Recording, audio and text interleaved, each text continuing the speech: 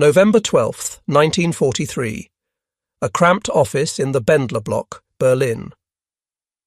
The building at 76 Tirpitzufer housed the nerve centre of German army intelligence operations, where two of the Wehrmacht's most accomplished analysts were about to confront a truth that would shatter every assumption the German High Command held about their enemy. Colonel Reinhard Gehlen, head of Foreign Armies East, sat across from his counterpart, Colonel Alexis von Roener, who led Foreign Armies West. Both men had reached their positions through demonstrated analytical brilliance and meticulous attention to detail. Both had spent years tracking enemy capabilities with professional precision, and both were now staring at documents that represented something far more devastating than any battlefield defeat. Between them lay a stack of papers that appeared unremarkable, standard American military logistics reports captured during recent operations in Italy. The forms were bureaucratic, mundane even, filled with columns of numbers recording supplies delivered, consumed, and requisitioned. Nothing about their appearance suggested they contained information that would prove the mathematical impossibility of German victory. Yet the numbers they contained represented an industrial reality so overwhelming that both officers had spent the previous week cross-referencing sources, checking calculations, and searching desperately for errors that would make the figures less apocalyptic. Von Roener's hands trembled slightly as he pushed the top document across the desk.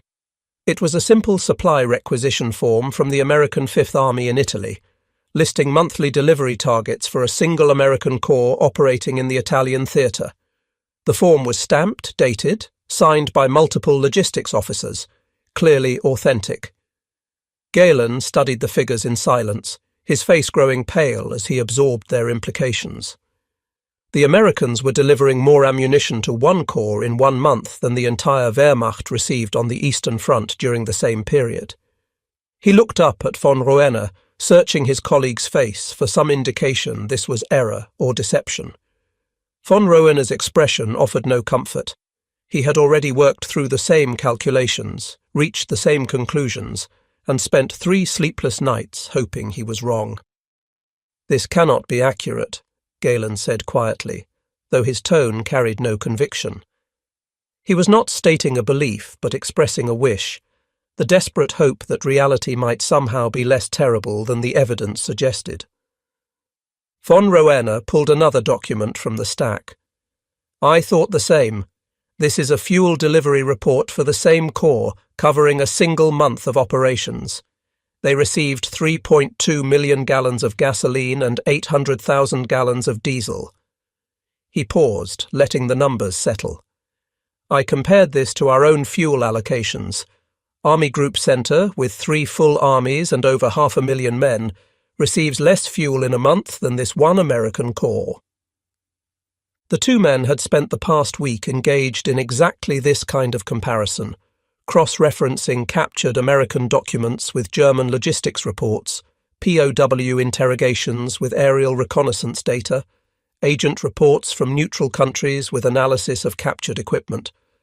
Every source confirmed the same impossible truth. America was not just outproducing Germany, they were operating on a scale that defied comprehension, on a level that made German industrial capacity look medieval by comparison.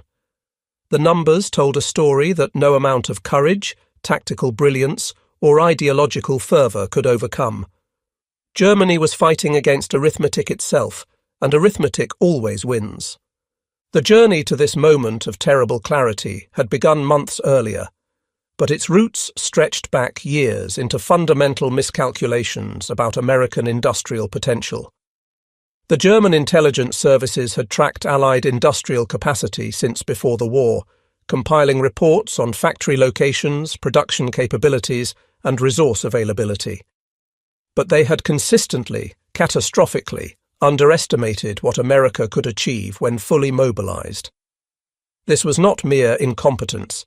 The assumptions built into German strategic thinking, shaped by Nazi racial ideology and Germany's own industrial experience, made American industrial power seem impossible, even fantastical. Germany's own wartime experience coloured everything they believed about industrial production. By 1943, the Reich had mobilized every available resource, stripped occupied territories of raw materials and machinery, implemented slave labor on a massive scale, and pushed its industrial capacity to what seemed like absolute limits. German factories operated around the clock. Workers put in extended shifts. Production of weapons and ammunition had increased dramatically from pre-war levels. Germany was producing tanks, aircraft and artillery at rates that would have seemed unthinkable in 1939. Yet despite this total mobilization, despite conquering most of Europe and exploiting its resources, despite the desperate intensification of production under Albert Speer's direction, Germany was losing the material war. The fundamental German miscalculation began before the first shot was fired. In May 1940, President Franklin Roosevelt stood before Congress and announced that America would produce 50,000 aircraft annually as part of a massive rearmament program. Over the following months, he expanded this vision: 185,000 aircraft, 120,000 tanks, 55,000 anti-aircraft guns, and 18 million tons of merchant shipping within 2 years. These figures were transmitted to Berlin through multiple intelligence channels. When presented to Hitler and his advisors, the German leadership's response was dismissive, even contemptuous.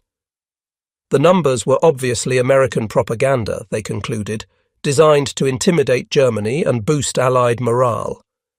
The assessment seemed entirely reasonable based on available data.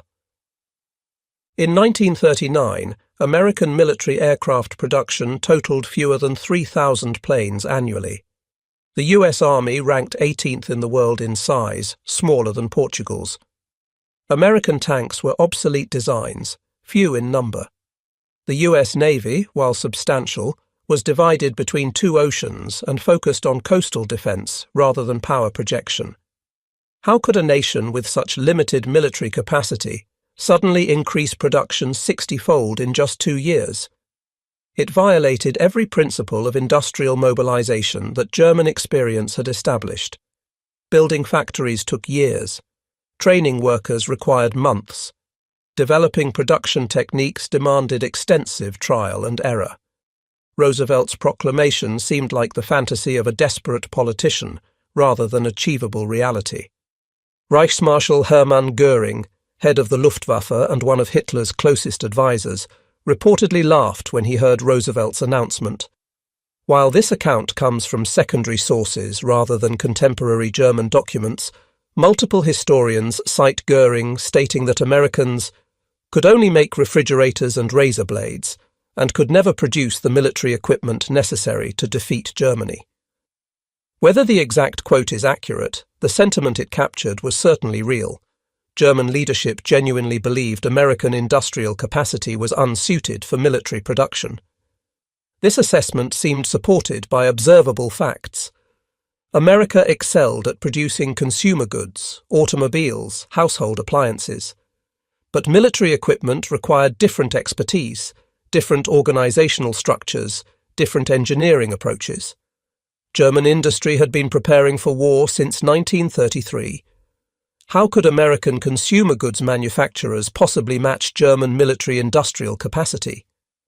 The Germans failed to understand something fundamental about American industrial potential that would prove decisive. The Great Depression had idled massive amounts of industrial infrastructure across the United States. Factories sat empty or underutilized. Millions of skilled workers remained unemployed or underemployed. Machine tools that could produce components for automobiles, tractors, or refrigerators sat idle or operated at reduced capacity. What looked like economic weakness was actually enormous reserve capacity waiting to be activated. When Roosevelt called for military mobilization, he was not asking American industry to build entirely new capability from nothing. He was asking them to convert existing factories, rehire laid-off workers, and redirect machinery that was already built, installed, and proven. The infrastructure for industrial mobilization already existed, requiring only redirection rather than creation. Germany, by contrast, had no such reserve. By 1940, German industry was already operating at near capacity. The Nazi regime had been rearming since 1933, steadily expanding military production year after year. There was little idle capacity to activate, few unemployed skilled workers to rehire, minimal machinery sitting unused.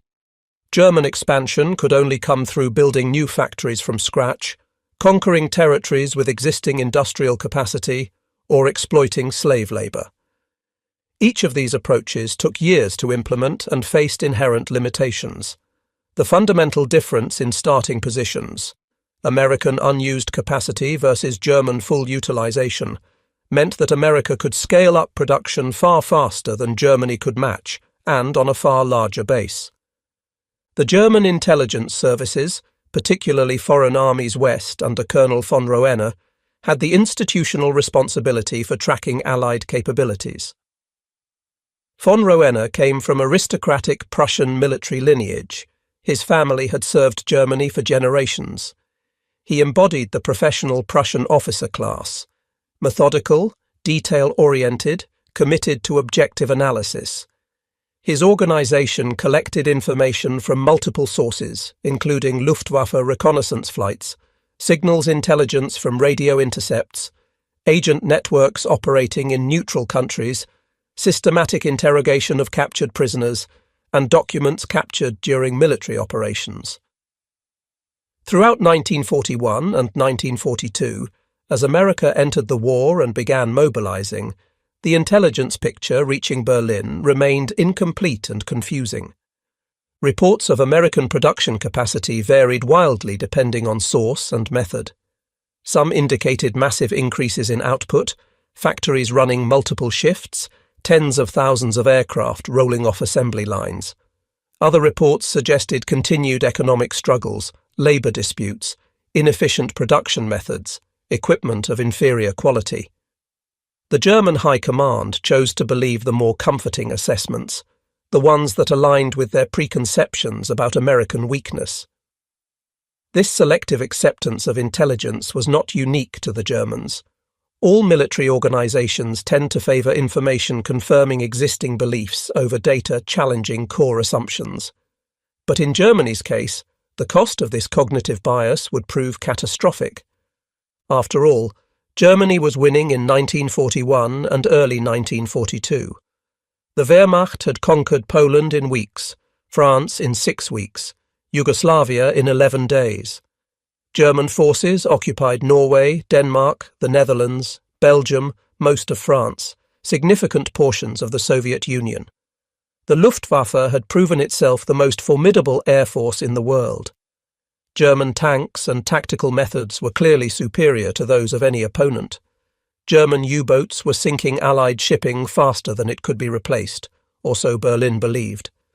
Why should German leadership fear a nation that had not fought a major war since 1918, whose army was tiny, whose tanks were obsolete, whose industrial capacity was oriented toward consumer goods rather than military hardware? This comfortable certainty began developing cracks in North Africa.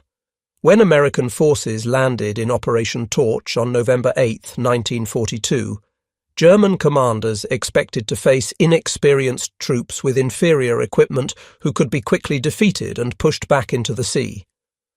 What they encountered was something else entirely. The Americans were indeed inexperienced. That assessment proved accurate. Early engagements, particularly the Battle of Kasserine Pass in February 1943, resulted in humiliating American defeats. German forces drove American units back over 50 miles, killed over 1,000 American soldiers, captured substantial numbers of prisoners, and seized significant quantities of equipment.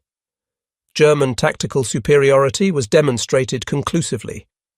But something about the American forces troubled experienced German commanders. The sheer quantity of their equipment was staggering and unprecedented. American units that suffered heavy losses in battle were fully re-equipped within days, sometimes within hours. Vehicles, weapons, ammunition, supplies flowed in seemingly endless streams. German units that won tactical victories found themselves unable to exploit them because American logistics simply absorbed the losses and continued operations without pause. Captured American supply dumps contained more material than entire German army groups possessed. American artillery fired ammunition at rates German forces could only dream of achieving. American infantry units were motorized to a degree the Wehrmacht had never achieved, even with its elite formations.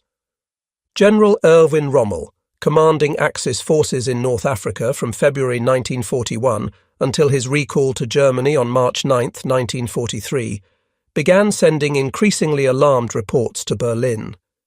Each American infantry division, he noted, possessed more trucks than an entire German corps. American logistics units operated vehicle fleets larger than those available to entire German armies. Supply installations captured during German advances contained food, fuel, ammunition, spare parts, medical supplies, and equipment in quantities that seemed wasteful, even obscene by German standards. Rommel, known for his tactical brilliance, understood that tactics became irrelevant when facing such massive material superiority. He urged withdrawal from North Africa entirely, arguing that Allied air and naval superiority combined with unlimited logistics made Axis defeat inevitable regardless of battlefield success. These reports were noted, filed, and largely ignored by the High Command in Berlin. Rommel was known for pessimism, for always requesting more resources, for emphasizing difficulties over opportunities. His complaints were dismissed as the usual general's grumbling, the predictable tendency of field commanders to exaggerate enemy strength and minimize their own capabilities. Hitler personally rejected Rommel's assessments, insisting that willpower and tactical superiority would overcome numerical disadvantages.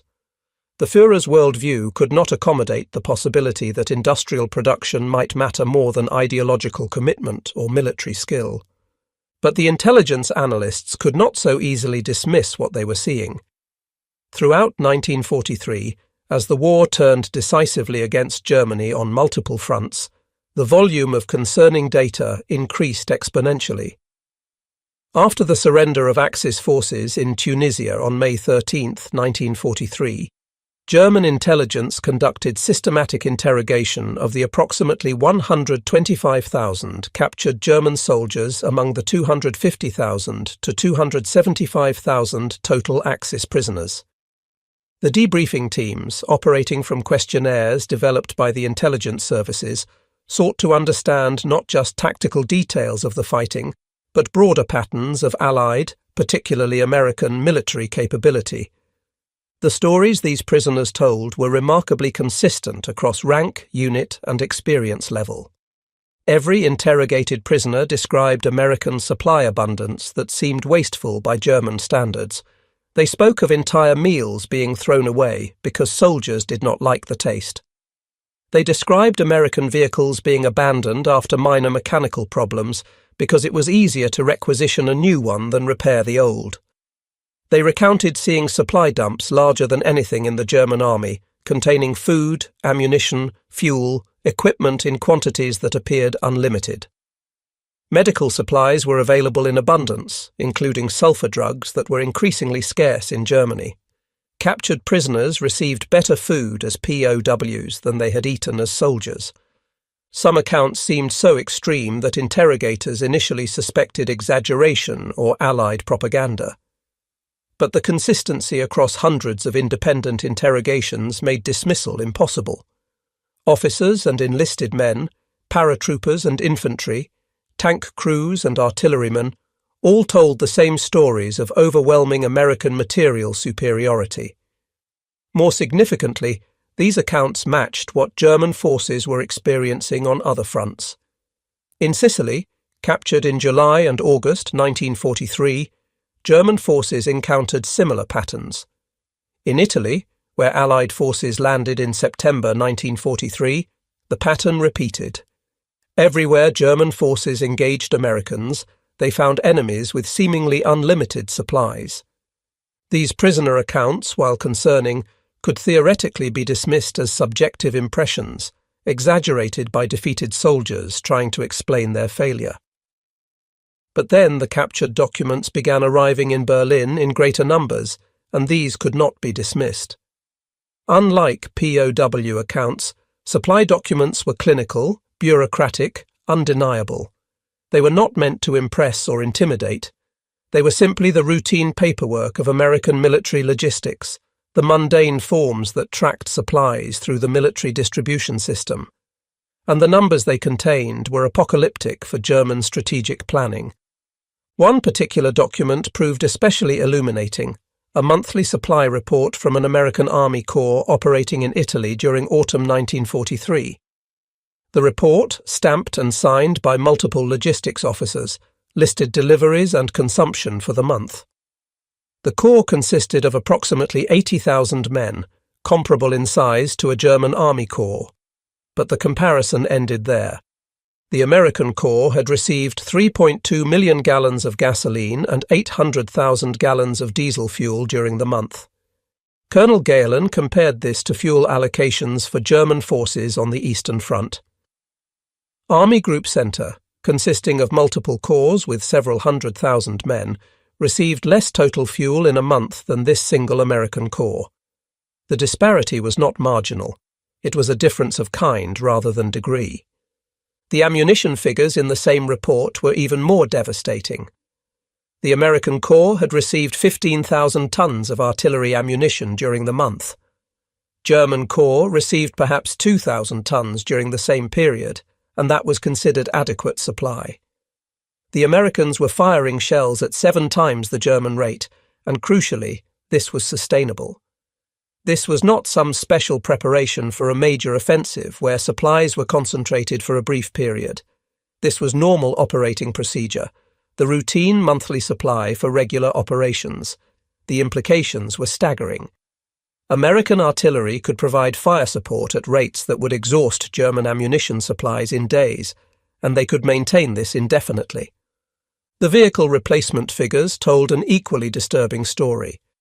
During 1 month of routine operations, not major battles, just normal activity, the American Corps had received 847 trucks, 127 jeeps, 43 tanks, and 68 artillery pieces as replacements for combat losses and mechanical failures. These were not additions to unit strength. These were simply replacing losses to maintain authorized equipment levels. The German army had received fewer tanks from total national production in the previous month than this one American Corps received as routine replacements. The mathematical implications were inescapable.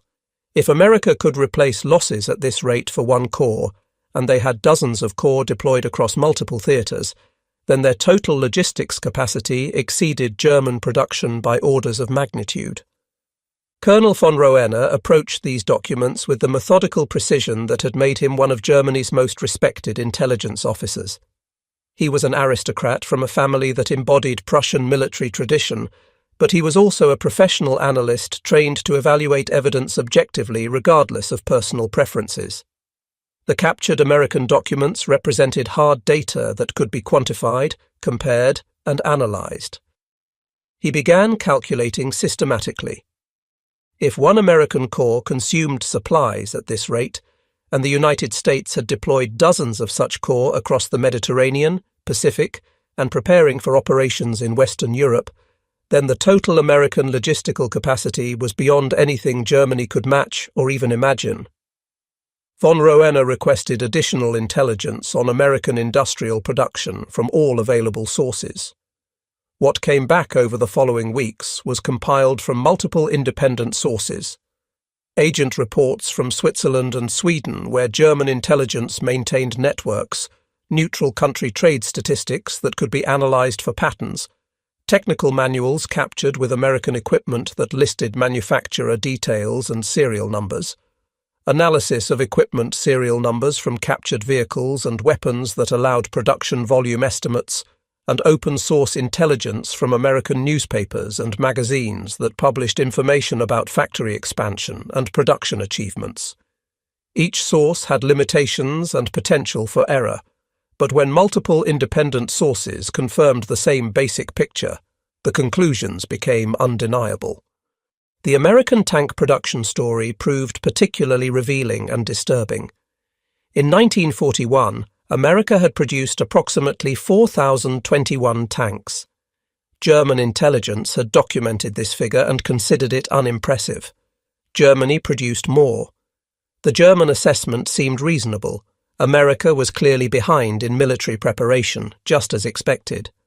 But by 1942, American tank production had reached 26,608 units, a more than six-fold increase in a single year. German intelligence officers initially suspected these figures were propaganda or included every type of armoured vehicle regardless of combat capability. But analysis of captured equipment, POW interrogations, and agent reports confirmed the numbers. And 1943 brought even more shocking data. American tank production reached 37,198 units, the peak year of American tank production during the entire war. Germany, by contrast, had produced roughly 5,530 tanks in 1942 and approximately 11,600 in 1943. These German figures represented significant increases over pre-war production and required enormous efforts: factory expansion, extended shifts, streamlined production methods. German industry was operating at maximum sustainable capacity, and production of 11,600 tanks in a year was considered an impressive achievement. Yet the Americans were producing more than 3 tanks for every one Germany built, and the gap was widening rather than narrowing. More disturbing still, American production was accelerating while German production struggled under the weight of Allied bombing campaigns and resource shortages. Aircraft production statistics proved even more lopsided and alarming. Germany produced approximately 15,596 military aircraft in 1942, according to the US Strategic Bombing Survey's analysis of captured German records. This figure represented a significant increase from previous years, and German leadership celebrated it as proof of industrial strength and mobilization success. The Luftwaffe was being equipped with modern fighters and bombers in substantial numbers, but American production in 1942 reached 47,836 aircraft, more than 3 times German output. When German intelligence officers first encountered these figures, they assumed they were propaganda or included training aircraft, gliders, and non-combat types. But analysis proved the figures represented combat aircraft comparable to German types. In 1943, the disparity widened further. American production reached 85,898 aircraft, while German production, despite intense efforts to increase output, reached approximately 20,600 planes. The Americans were building more than 4 aircraft for every one Germany produced. In 1944, American production would reach 96,318 aircraft, while German production peaked at approximately 39,807 planes before declining under the impact of Allied bombing.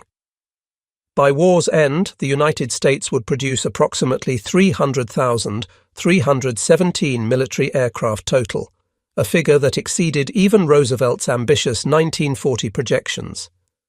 The sky belonged to the Allies not because of pilot skill or aircraft quality, though both mattered, but because American factories could build planes faster than German pilots could shoot them down, and faster than German factories could replace losses. But perhaps the most devastating comparison involved merchant shipping, because it directly addressed what German naval strategy depended upon. Germany understood that logistics in a global war depended fundamentally on maritime transportation. The Atlantic Ocean was the crucial battleground where U-boats sought to sever supply lines between America and Britain. If Germany could sink ships faster than they could be built, Allied logistics would collapse, Britain would be starved into submission, and American material superiority would be irrelevant because it could not reach the fighting fronts.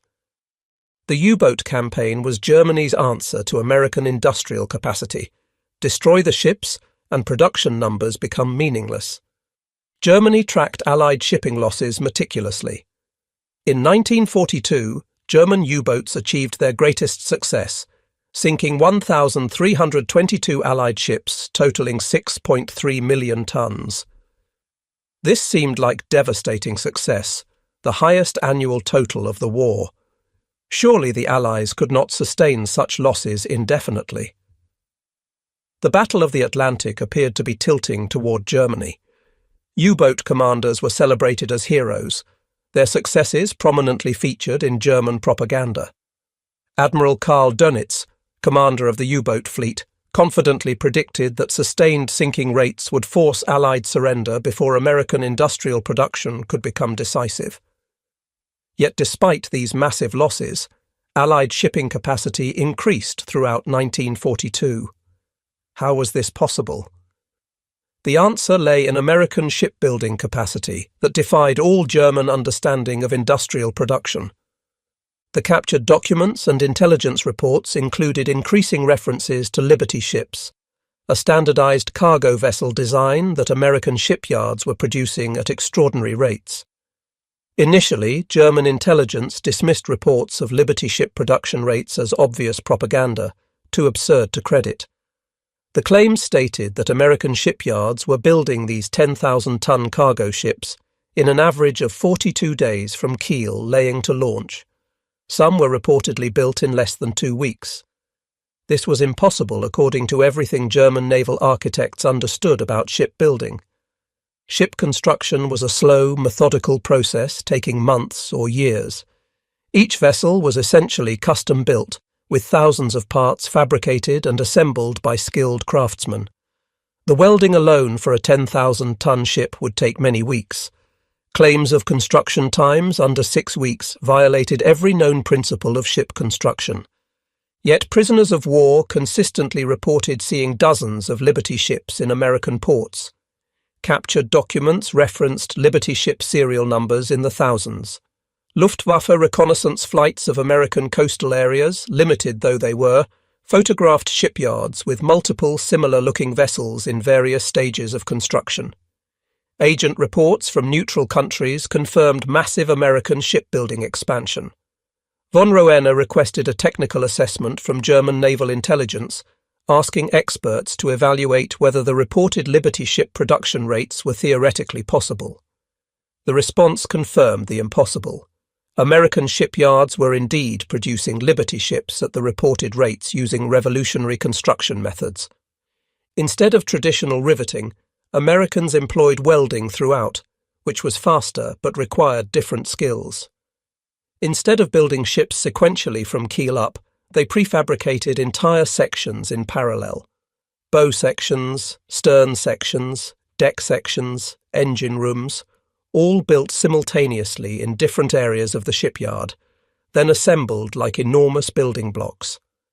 They employed assembly line techniques never before used in shipbuilding, applying lessons from automotive manufacturing to maritime construction. They built dedicated Liberty shipyards rather than adapting traditional shipyards, optimizing every aspect of the process for speed. They trained tens of thousands of new workers, including large numbers of women, in specialized welding and fabrication techniques. The results were staggering. At peak production, American yards were completing 3 Liberty ships per day. In 1943 alone, the United States launched 19.2 million tons of merchant shipping, while U-boats sank 2.6 million tons. America was building ships more than 7 times faster than Germany could sink them.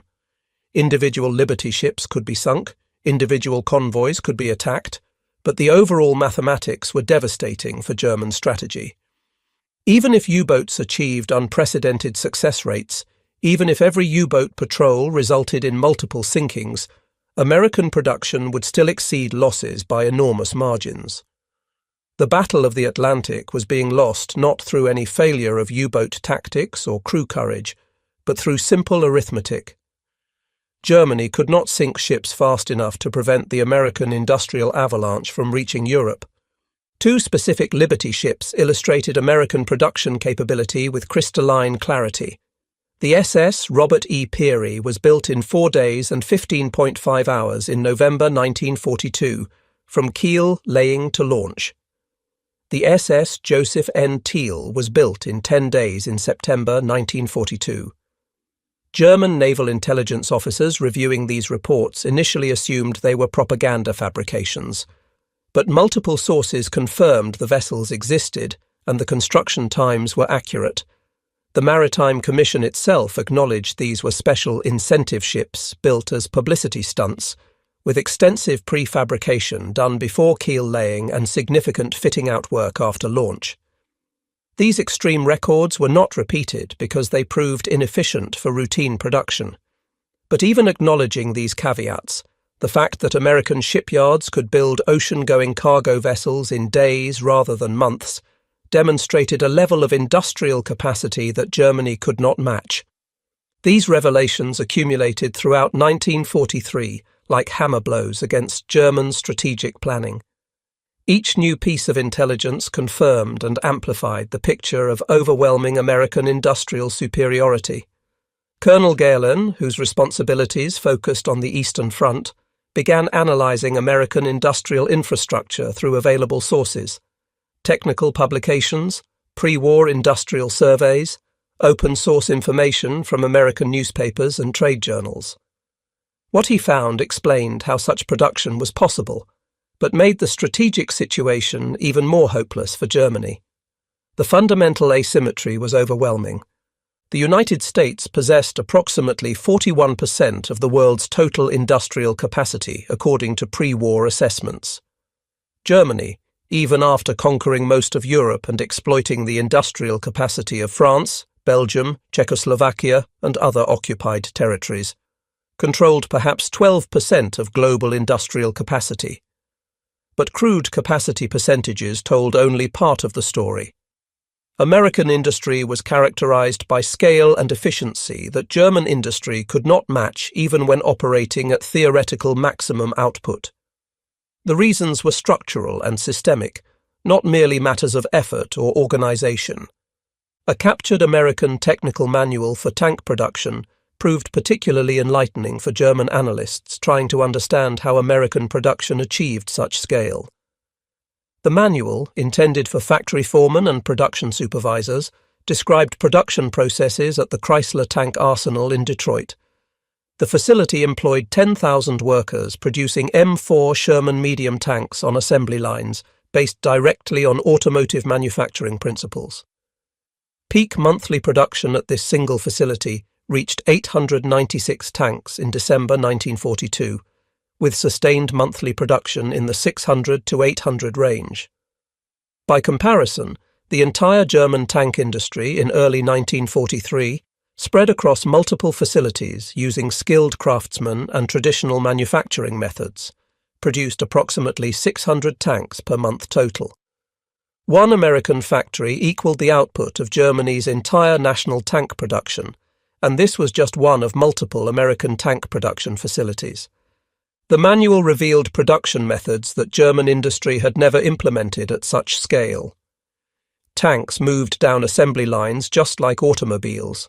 Sub-assemblies were produced in parallel, hulls in one area, turrets in another, engines and transmissions in separate sections, then brought together for final assembly. Workers specialized in specific tasks rather than having craftsmen build entire components. Specialized jigs and fixtures ensured components fit together properly without requiring skilled fitting. Interchangeable parts meant that components could be mass-produced and assembled without individual customization. Quality control used statistical sampling rather than individual inspection. The entire process was optimized for volume production at the expense of flexibility, customization, or craftsmanship. German tank production, by contrast, retained many characteristics of artisanal manufacturing. Skilled workers fitted components together, making adjustments to ensure proper fit. Tolerances were tighter, finish quality higher, individual craftsmanship more evident. German tanks were in many ways superior products: better armour, more powerful guns, more sophisticated engineering. The Panther and Tiger tanks were formidable weapons that Allied tankers feared with good reason, but Germany produced approximately one Panther for every 15 Shermans America built. The mathematical reality made quality differences strategically irrelevant. A single Tiger tank might destroy 5 Shermans in combat, but if the Americans could send 15 Shermans, the Tiger would still be overwhelmed. The Germans discovered that America had multiple tank production programs running simultaneously at different facilities, operated by companies with different specializations. The M4 Sherman alone was produced at 11 different facilities, operated by automotive companies like Ford, Chrysler, General Motors, and agricultural equipment manufacturers like Allis-Chalmers, and locomotive builders like Baldwin and Lima. These companies had no previous tank building experience, but applied their existing manufacturing expertise, mass production techniques from automotive plants, heavy machinery fabrication from agricultural equipment makers, large-scale welding and metalworking from locomotive builders, to military manufacturing with devastating effectiveness. This distributed production model provided resilience that German centralized production could not match. If one Sherman production facility was bombed or experienced problems, 10 others continued production. Total production barely fluctuated. Germany, with more centralized production, was more vulnerable to disruption. A single successful bombing raid on a critical facility could significantly impact national production. The decentralized American model was not just more productive, but also more resilient, harder to disrupt, and capable of rapid expansion by bringing additional facilities online. Artillery production followed similar patterns of overwhelming American superiority. Germany produced approximately 11,000 artillery pieces of all types in 1943. Howitzers, field guns, anti-tank guns, anti-aircraft guns, representing the maximum output German industry could sustain. This figure included production from German factories and occupied territories, every facility that could be mobilized for artillery production.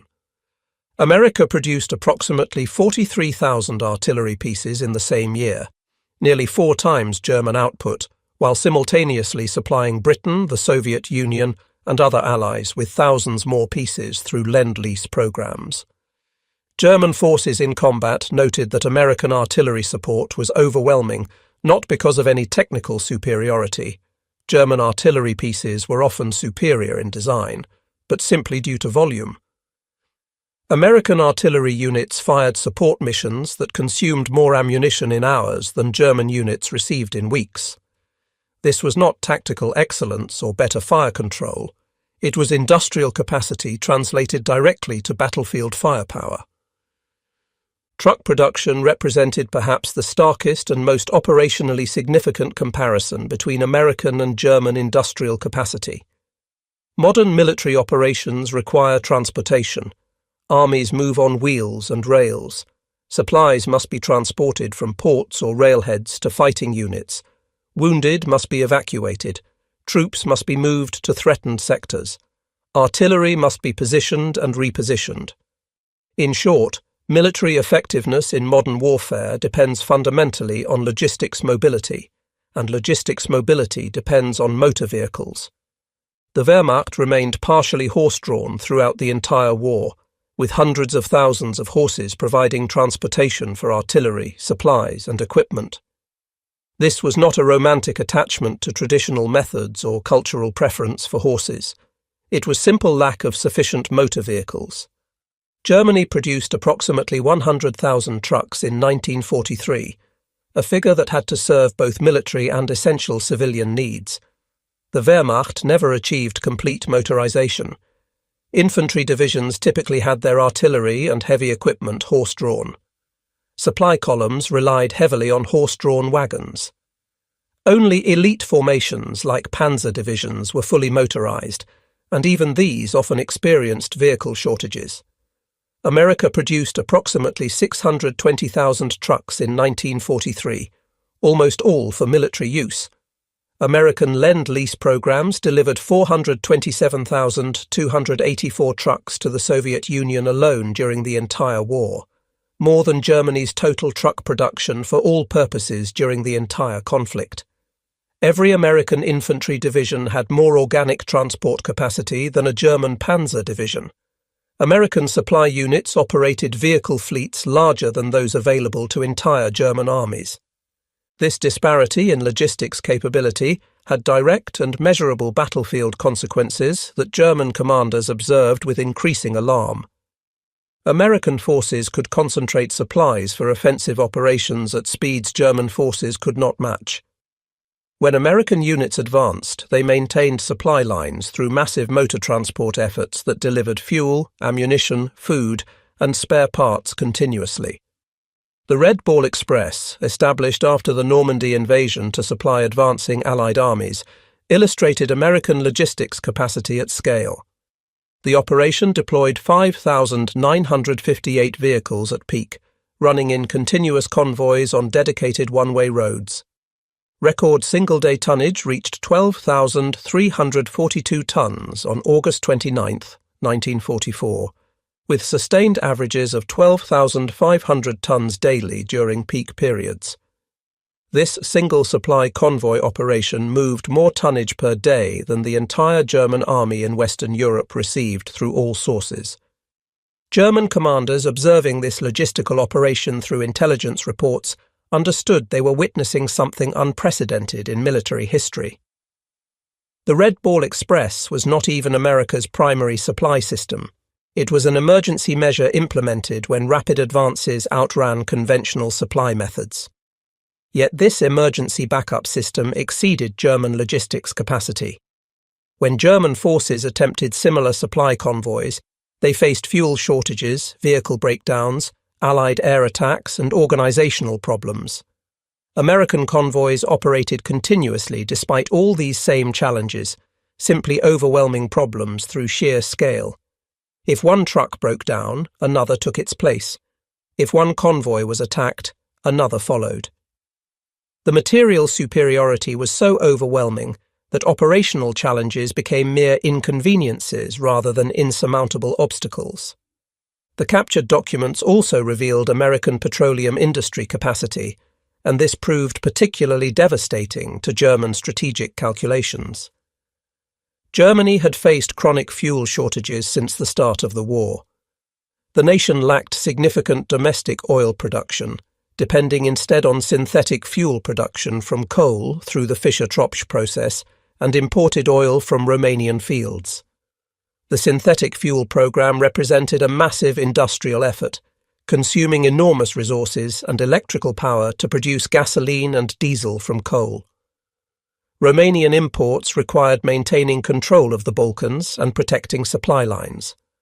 German military operations were perpetually constrained by fuel availability. Strategic decisions about when and where to attack often depended more on fuel stocks than tactical opportunities.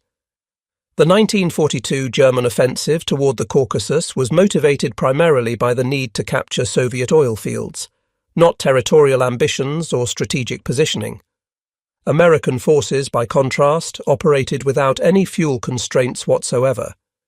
Captured supply documents showed American units in Italy receiving fuel allocations that exceeded their maximum possible consumption rates. They literally had more fuel than they could use. Some vehicles were operated for training, maintenance, or transport of minor supplies that German forces would have moved by hand or left unmoved. The source of this abundance became clear through intelligence analysis. American petroleum production in 1943 reached approximately 1.4 billion barrels, representing roughly two-thirds of total world production. The United States produced more oil than all other nations combined. Germany, with synthetic production and Romanian imports, produced perhaps 40 to 50 million barrels annually, less than 4% of American output. American forward logistics included fuel depots and tanker trucks in quantities that exceeded Germany's total national fuel stocks. Some captured documents referenced fuel being used for heating buildings, running electrical generators for non-essential purposes, and fueling vehicles for recreational trips. The waste of fuel for purposes German forces would consider criminally negligent was routine in American operations. During the Battle of the Bulge, German planning explicitly depended on capturing American fuel depots because the Wehrmacht could not supply sufficient fuel for the offensive through its own logistics. This dependency on capturing enemy supplies was itself an admission of German logistical weakness and strategic desperation. Steel production statistics underlined every other production comparison because steel is the foundation of industrial warfare. Weapons, vehicles, ships, infrastructure, tools, all require steel. Military production in an industrial war is fundamentally constrained by steel availability. Germany produced approximately 30 million tons of steel in 1943, representing maximum output from German industrial capacity plus captured European steel production. This figure included output from occupied French, Belgian and Czech steel mills, operating under German direction. It represented total mobilization of every available steel-producing facility. The United States produced 81 million tons of steel in 1943. America produced nearly 3 tons of steel for every 1 ton Germany produced. The Soviet Union, despite massive industrial evacuation and German destruction of Western industrial areas, still produced approximately 18 million tons. Combined Allied steel production approached 150 million tons versus German output of 30 million tons, a 5-to-1 advantage that translated directly to weapons production. More steel meant more tanks, more ships, more artillery, more trucks, more aircraft, more ammunition, more of everything required for industrial warfare. The steel production gap was not something that could be overcome through better tactics, superior training, or ideological commitment. It was a fundamental resource constraint that determined maximum possible military production. Germany was fighting a 5-front war: Western Europe, Eastern Front, Italy, air war over Germany, Atlantic Ocean, with 1/5 the steel production of its combined enemies. The mathematics of defeat were written in steel production figures. Colonel Galen and Colonel von Roener spent weeks during late 1943 analysing these figures with increasing desperation, cross-referencing sources, searching for errors or exaggerations that might make the picture less catastrophic. They found none. Every source confirmed the same basic reality. They brought in other analysts from both Foreign Armies East and Foreign Armies West, showed them the data, asked for independent assessments. The conclusions were always the same. America possessed industrial capacity that made German production look like cottage industry. The Soviet Union, despite massive losses and German occupation of significant industrial territory, had successfully evacuated and rebuilt industrial capacity that exceeded German output. Britain, though smaller in absolute terms, maintained production sufficient to supply a modern army, while also providing advanced technologies like radar, jet engines and code-breaking machinery that Germany struggled to match. Germany faced 3 major opponents, each of which had greater industrial capacity than Germany in at least some categories. Combined Allied production advantage was overwhelming across every category of military equipment. The only question was how long German tactical superiority and defensive advantages could delay inevitable defeat. The analysts prepared a comprehensive report for the German High Command in December 1943. The report was clinical, mathematical, undeniable in its logic. It compared German production capacity to Allied output across every significant category of military equipment: tanks, artillery, aircraft, trucks, ships, ammunition, fuel, steel. Every comparison told the same story. Germany was outproduced in every category by significant margins, and the gap was widening rather than narrowing as the war continued. But the report went beyond simply presenting production numbers. The analysts included detailed projections of what these production figures meant for military operations over the next 12 to 24 months. They calculated that Allied production advantages meant Germany would face increasing numerical superiority in every theatre. German forces could continue winning individual battles through superior tactics, better training, and sometimes better equipment. But they would inevitably lose campaigns through attrition. Every tank destroyed, every aircraft shot down, every truck knocked out would be replaced for the Allies within weeks or months. German losses took much longer to replace, if they were replaced at all.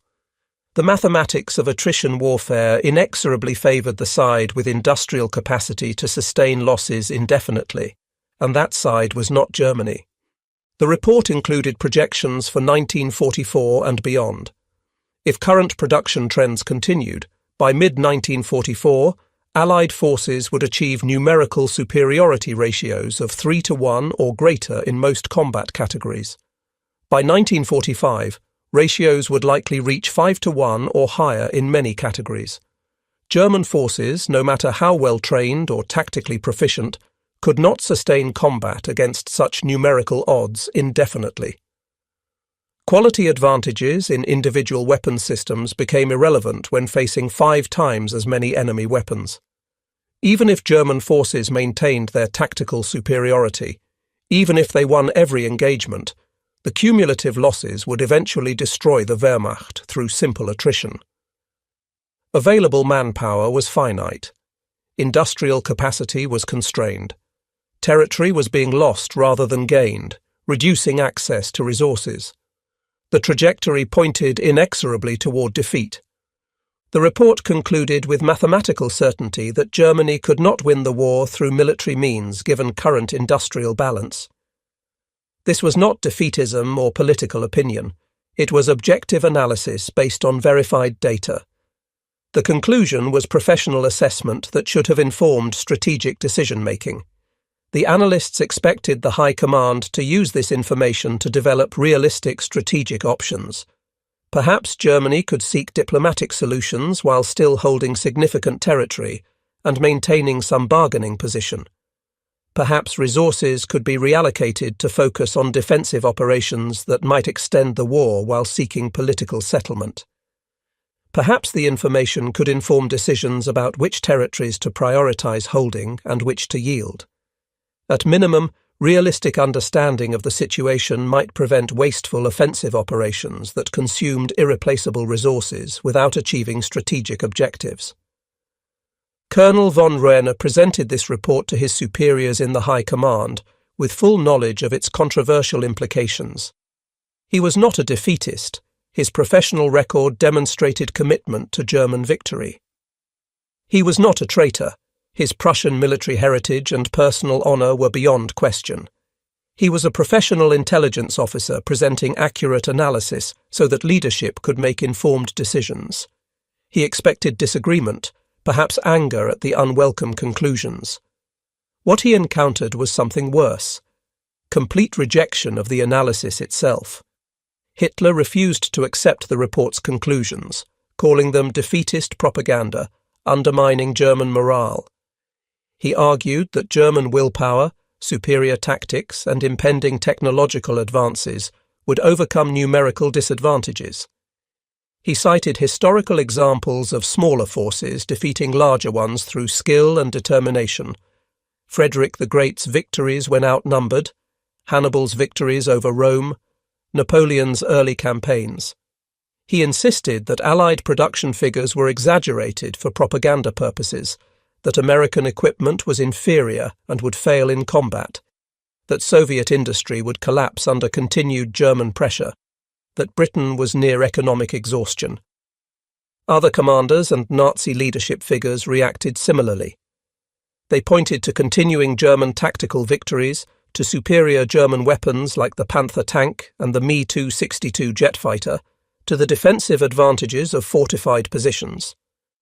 They argued that German troops were better trained, better led, more ideologically motivated than Allied forces. They believed that tactical excellence could overcome numerical disadvantage. Some argued that secret weapons under development, jet aircraft, improved U-boats, V-weapons, would change the strategic balance.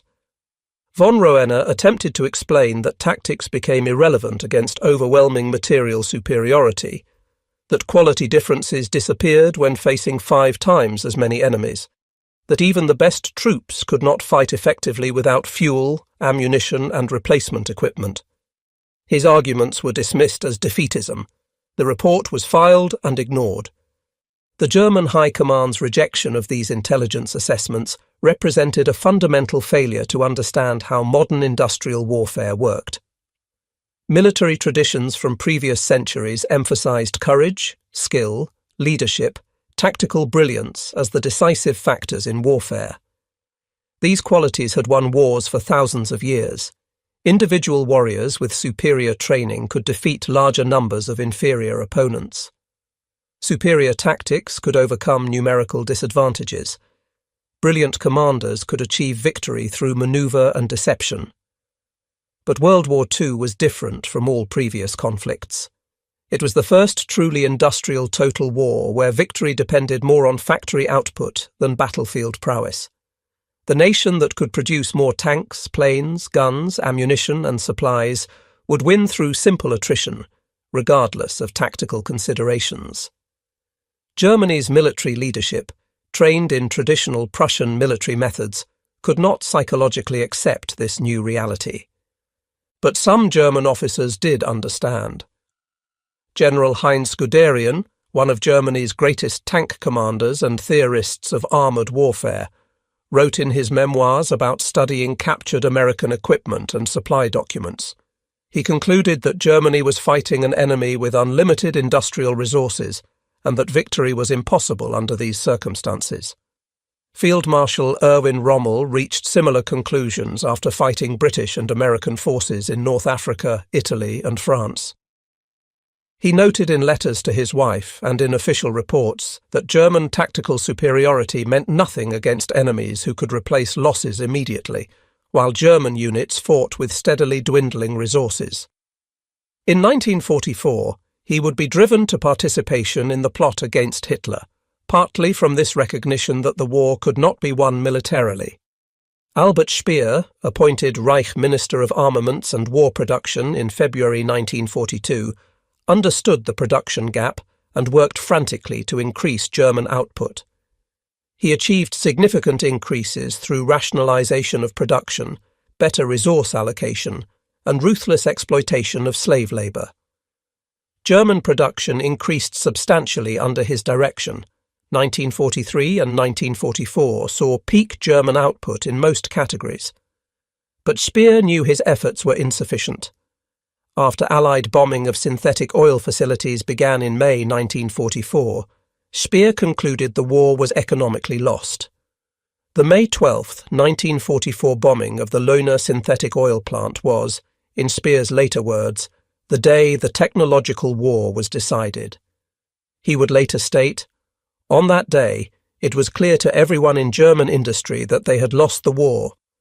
Yet he continued demanding production increases, making speeches about secret weapons and ultimate victory, because his worldview and position left no alternative. The intelligence analysts continued their work throughout 1944, even as their reports were systematically dismissed or ignored. They documented the Allied invasion of Normandy on June 6, 1944, with the same mathematical precision they had applied to production statistics. The landing involved approximately 5,000 ships carrying 156,000 troops in the first day, followed by millions more in subsequent months. The logistical planning and execution involved in such an operation exceeded anything Germany had attempted, even at the peak of its power.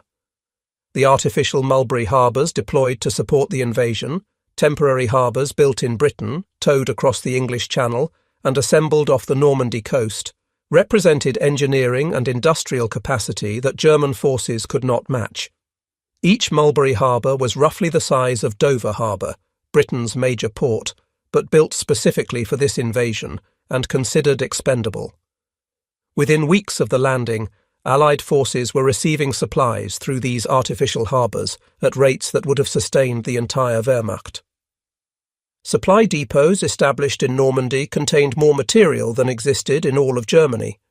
Photographic reconnaissance showed fuel dumps, ammunition stockpiles, vehicle parks, supply warehouses covering square miles.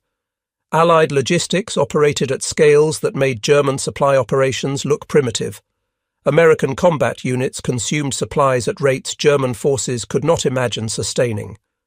Artillery-fired support missions measured in thousands of rounds per day. Infantry units were resupplied daily with fresh food, ammunition, replacement equipment. Vehicle maintenance was supported by mobile repair facilities, carrying enormous inventories of spare parts. Medical care included frontline surgical hospitals equipped with supplies and equipment better than most civilian hospitals in Germany. The intelligence services documented American air operations in Europe with similar precision. By late 1944, American and British air forces were flying thousands of sorties daily, dropping thousands of tons of bombs, losing hundreds of aircraft to flak and fighters, and replacing those losses immediately. The 8th Air Force operating from Britain alone had more aircraft than the entire Luftwaffe. A single American bomb group, roughly equivalent to a German Geschwader, had more aircraft than some German Fliegerkorps. German aircraft production, despite Speer's desperate efforts, peaked at approximately 39,807 aircraft in 1944 before declining sharply under the combined effects of Allied bombing, fuel shortages, and resource constraints. American production in 1944 reached 96,318 aircraft. The Americans were building more than 2 aircraft for every 1 Germany produced, and American aircraft were increasingly sophisticated. Long-range fighters like the P-51 Mustang, heavy bombers like the B-17 and B-24, and specialized aircraft for every role. The sky belonged to the Allies by 1944 because American factories could build planes faster than German pilots, and flak guns could shoot them down. The Luftwaffe was dying through attrition, losing experienced pilots who could not be replaced, burning fuel that could not be replenished, flying aircraft that were outnumbered by factors of 5 to 1 or higher. German jet aircraft like the Me-262 represented technological superiority, but Germany produced only about 1,400 Me-262s total. They were outnumbered by thousands of Allied conventional fighters and could not change the strategic balance. Quality became irrelevant against overwhelming quantity. The final devastating intelligence came in late 1944 through detailed analysis of Allied logistics operations in France. After the Normandy breakout in late July and August, American forces advanced rapidly across France, liberating Paris, pushing toward the German border. For a brief period in late August and early September, American forces outran their supply lines. Supply trucks were traveling hundreds of miles from Normandy beaches to advancing units, consuming enormous amounts of fuel just for the journey. This should have created opportunities for German counterattacks against overextended Allied forces with vulnerable supply lines. Instead, the Americans simply flew supplies forward. The intelligence reports documented that American forces were receiving supplies by air in quantities that exceeded what German ground forces could transport by truck and rail combined. Thousands of C-47 transport aircraft flying multiple missions daily delivered fuel, ammunition, and food to advancing armies.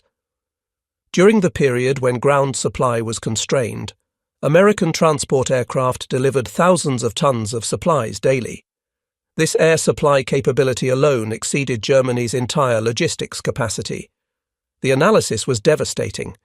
America had so much transport capacity that they used aircraft, expensive, complex, resource-intensive aircraft, to deliver routine supplies simply because it was faster than ground transport. Germany could barely supply frontline units by truck and train. America was using aircraft for routine logistics. One particular example, documented by intelligence analysts, illustrated the disparity with painful clarity. General George Patton's Third Army advanced so rapidly in August 1944 that ground supply lines could not keep pace. The army temporarily halted due to fuel shortages in early September, demonstrating that even American logistics had physical limits. But the halt lasted only days. Emergency air supply operations delivered sufficient fuel to resume the advance within 72 hours. German intelligence calculated that the tonnage flown to Third Army in 1 week exceeded what the entire Luftwaffe could have transported in a month, even at full strength with unlimited fuel. And the Luftwaffe in September 1944 had neither full strength nor unlimited fuel. It had a fraction of its former capacity, operating with fuel rationing, losing aircraft faster than they could be replaced. By late 1944, the intelligence services were documenting not just American superiority, but the immediate implications of that superiority for Germany's survival. Soviet forces were advancing from the east with massive numerical advantages in tanks, artillery, and aircraft. Soviet industrial production had recovered from initial German advances and was being supplemented by enormous American Lend-Lease shipments: 400,000 trucks, 12,000 armoured vehicles, 11,000 aircraft, enormous quantities of food, fuel, raw materials. British and American forces advanced from the west with complete air superiority and overwhelming logistic support. German forces still fought skillfully, still conducted tactical masterpieces, still extracted heavy casualties from attacking forces. But the strategic outcome was never in doubt. The numbers made defeat inevitable. The Ardennes offensive in December 1944, Germany's last major attack in the West, demonstrated the futility of fighting against such industrial superiority. German forces achieved complete surprise through careful security and radio silence. They achieved initial tactical success, driving through American lines, capturing territory, causing panic in Allied rear areas. The offensive advanced significantly in the first days, seeming to validate Hitler's faith in willpower and tactical skill. But the offensive was doomed before it began, not by any failure of planning or execution, but by simple logistics mathematics. German plans explicitly depended on capturing American fuel depots to sustain the attack. The Wehrmacht could not supply sufficient fuel through its own logistics system for an offensive of this scale and duration. Hitler himself stated that German forces would have to rely on capturing Allied dumps during their push westward. Kampfgruppe Piper, the spearhead armoured formation, specifically targeted American fuel depots, coming within 1,000 feet of a major storage facility at Stavelot before American forces set it ablaze. This dependency on capturing enemy supplies was itself admission of German logistical weakness and strategic desperation. No successful military operation should depend on seizing enemy resources to continue. That the German High Command approved such a plan demonstrated how divorced from reality their strategic thinking had become. When American forces recovered from initial surprise and brought their material superiority to bear, the German offensive collapsed within weeks. American units that suffered heavy initial losses were reinforced and resupplied within days. The 101st Airborne Division, surrounded at Bastogne, was sustained by air supply while American armoured forces fought through to relieve them. German forces that initially advanced rapidly found themselves immobilized by fuel shortages under constant air attack when weather cleared, facing enemy reinforcements arriving faster than German commanders thought possible.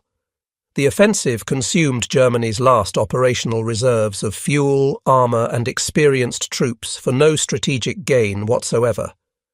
Intelligence analysis of the Ardennes operation confirmed earlier assessments with brutal clarity. American forces lost heavily in the initial fighting, approximately 19,000 killed, 47,500 wounded, 23,000 captured or missing. But these losses were replaced within weeks. Within a month, American forces were stronger than before the offensive began. German losses were proportionally smaller, approximately 12,000 killed, 38,000 wounded, 30,000 captured or missing, but irreplaceable. Germany had no strategic reserves. The experienced troops lost in the Ardennes could not be replaced. The panzers destroyed could not be rebuilt. The fuel consumed was gone. The battle demonstrated in microcosm what intelligence analysts had been documenting for years. German tactical skill and initial success meant nothing against enemies who could absorb losses and continue fighting with undiminished strength, while German strength declined inexorably. Colonel Alexis von Roener did not live to see Germany's final defeat. He was arrested in July 1944 for peripheral connections to the July 20th plot against Hitler. Though his involvement was minor, he knew of the conspiracy but did not actively participate, the Nazi regime executed him on October 12, 1944 at Plötzensee prison. His death removed one of Germany's most accurate intelligence analysts, a man who had tried repeatedly to provide objective assessment of enemy capabilities to inform strategic decisions. Historians would later discover that von Roener had been secretly anti-Nazi for years and had deliberately passed deceptive Allied intelligence about D-Day preparations to Hitler, making him an unwitting Allied asset while ostensibly serving German intelligence. His execution was both personally tragic and professionally symbolic. Nazi Germany literally killed the messenger for bringing unwelcome truths. Colonel Galen survived the war. In the final months, he organized the preservation of foreign armies' East files, microfilming documents and hiding them in the Bavarian Alps.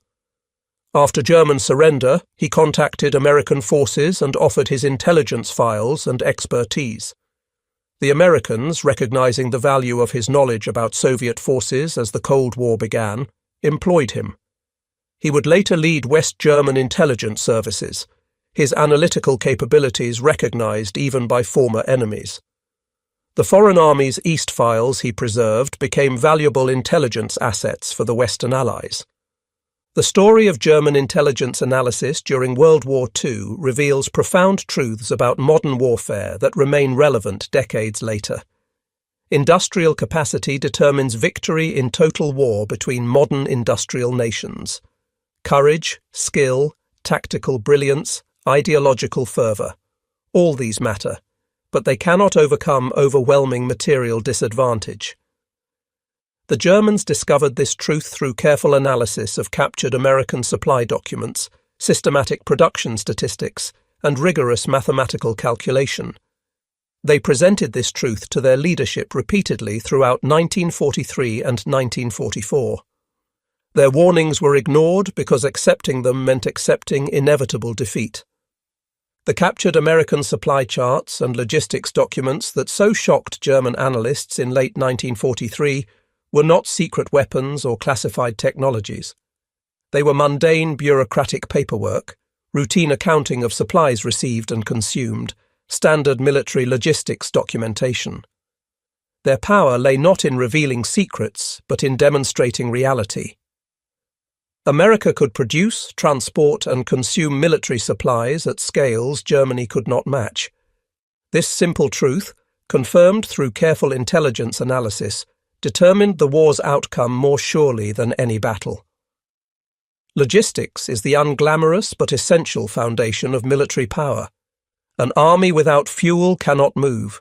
An army without ammunition cannot fight. An army without food cannot survive. Superior tactics mean nothing when soldiers lack the material means to execute them. The mathematical impossibility of German victory was clear to professional intelligence analysts by late 1943. Every subsequent month confirmed and amplified this conclusion with additional data. American production increased while German production stagnated or declined under Allied bombing. Soviet production recovered and expanded beyond German capacity. British production, though smaller in absolute terms, contributed crucial technologies and significant material. The combined Allied production advantage grew from 3-1 in 1943 to 5-1 or greater by 1945. The human cost of ignoring these intelligence assessments was staggering and tragic. Germany fought for approximately 18 months after intelligence services concluded victory was impossible. Millions died in fighting that professional analysts knew could not change the ultimate outcome. Cities were destroyed, populations decimated, Europe devastated, Jewish communities annihilated, all while intelligence reports sat in files documenting the mathematical certainty of defeat. The tragedy was not just that Germany lost. The tragedy was that the loss was predictable, documented, and presented to leadership who refused to accept mathematical reality. The German intelligence analysts who studied American supply capabilities and production statistics performed their professional duties with competence and integrity. They gathered information from multiple independent sources. They analysed data carefully and systematically. They presented conclusions based on evidence rather than ideology or wishful thinking. Their work represented what intelligence services should do: provide accurate assessments to enable informed decision-making. That their conclusions were systematically ignored and rejected represents failure not of intelligence, but of leadership unwilling to accept unpleasant truths. The mathematical proof of German defeat existed in captured supply manifests showing American corps receiving more material than German armies. It existed in production statistics showing American factories building more weapons in months than Germany produced in years. It existed in shipping data showing America launching vessels faster than U-boats could sink them. It existed in petroleum figures showing American fuel abundance while German forces rationed every drop. It existed in steel production comparisons showing Allied output exceeding German capacity by 5-1. It existed in truck production showing American logistics capacity that made German operations look primitive. The proof was comprehensive, verified from multiple sources, mathematically undeniable, and systematically ignored by those with power to act on it. Looking back from the perspective of 8 decades, the German intelligence assessments of 1943 and 1944 appear both prescient and tragically futile. The analysts were correct in every major conclusion. Victory was impossible given the industrial balance. The mathematics of attrition made defeat inevitable. No amount of tactical skill could overcome such fundamental material disadvantage. But this knowledge changed nothing because leadership chose to believe in willpower, ideology, and historical destiny rather than arithmetic. The war continued until Germany's complete military collapse, until cities were ruins, until millions more were dead, until the Third Reich was utterly destroyed, until the evidence of defeat was written not in captured documents, but in occupied territory and unconditional surrender. The lesson from this historical episode transcends World War II and remains relevant for understanding conflict between modern industrial nations. Accurate intelligence is worthless if leadership refuses to accept unwelcome conclusions. Systematic analysis means nothing if decisions are based on ideology rather than evidence. Professional competence becomes irrelevant when confronted with willful blindness. German intelligence provided accurate assessment of enemy capabilities and probable outcomes. German leadership chose fantasy over reality, and the result was catastrophe that might have been limited or mitigated through earlier acceptance of mathematical truth. Wars between industrial powers are fundamentally economic contests, won in factories before outcomes are decided on battlefields. This principle was proven definitively in World War II. Germany's intelligence analysts understood this by 1943. They documented it meticulously. They presented it clearly. They warned repeatedly that continued fighting would only increase the magnitude of ultimate defeat without changing the outcome. Their leadership never accepted this truth. The cost of that refusal was measured in millions of lives, destroyed cities, and Germany's total destruction as a nation-state in May 1945. The captured American supply charts and logistics documents represented evidence of a simple but decisive reality. America could produce more, transport more, and consume more military supplies than Germany. This advantage was not marginal. It was overwhelming, sufficient to make German defeat inevitable regardless of battlefield performance. 3-1 advantages in production can be overcome through superior tactics, better equipment, advantageous terrain. 5-1 advantages cannot be overcome except through enemy mistakes so massive as to be unlikely. The Allied advantage exceeded 5-1 in many categories and was growing larger over time. In the end, German analysts studied captured American supply charts and understood they could never win, not through any single revelation, but through accumulation of undeniable evidence over months. Each captured document added data points. Each production statistic confirmed patterns. Each prisoner interrogation provided validation. Each agent report corroborated previous intelligence. The picture that emerged was complete, verified, mathematically certain. Germany faced enemies with 3 to 5 times its industrial capacity, and that gap was widening. No amount of tactical skill or fighting spirit could overcome such fundamental disparity in a war of industrial attrition. The analysts knew this, documented it meticulously, and presented it clearly to leadership. Their tragedy was not analytical failure, but the irrelevance of accurate intelligence when leadership refuses to accept reality. The captured supply documents told a story of inevitable defeat written in numbers that could not be argued with or dismissed except through willful blindness. They showed American abundance that seemed impossible according to German experience, but was verified through multiple independent sources. They revealed an enemy with such overwhelming industrial capacity that German hopes of military victory were fantasies disconnected from material reality.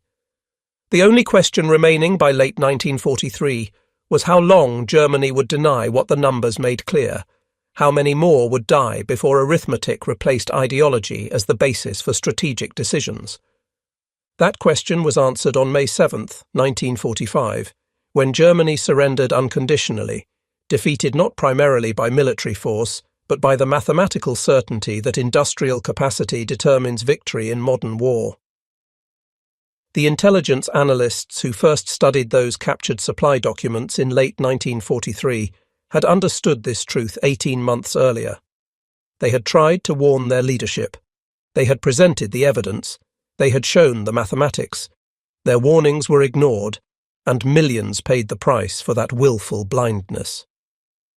The captured American supply charts documented not just military logistics, but the futility of fighting against overwhelming industrial superiority. The numbers told a truth that German leadership could not accept. In modern industrial warfare, factories matter more than courage, production lines determine outcomes more than tactics, and arithmetic always wins in the end.